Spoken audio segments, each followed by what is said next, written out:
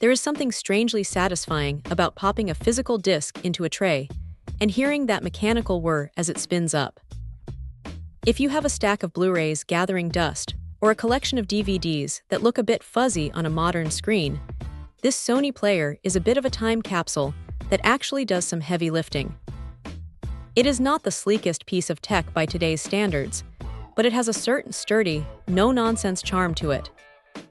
The build is solid, and it sits on a shelf with that classic understated black finish that just disappears into a home theater setup. What really makes this thing interesting is how it handles older media.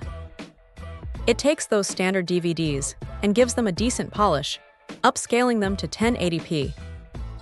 It is not going to turn a grainy home movie into a 4K masterpiece, but it definitely cleans up the edges enough to make them watchable on a big HD TV.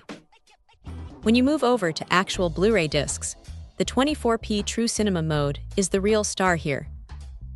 It keeps the frame rate exactly where the filmmakers intended, which gives movies that smooth, cinematic feel rather than that weird, hyper-realistic soap opera look you get from some modern motion smoothing settings.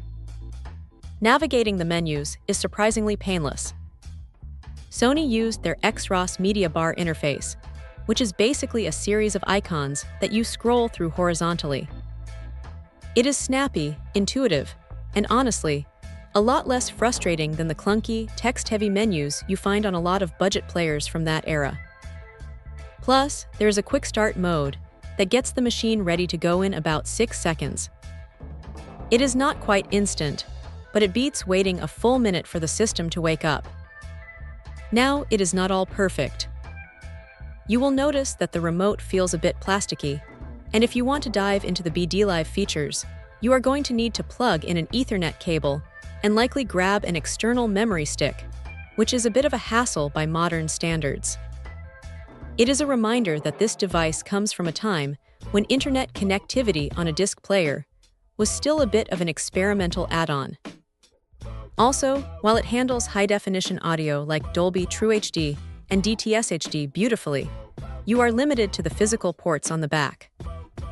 If you're looking for wireless streaming or fancy app support, you are definitely looking at the wrong device.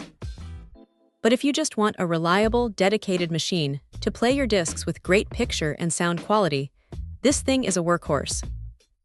It does one job, and it does it with a level of polish that makes it hard to let go of, even years later.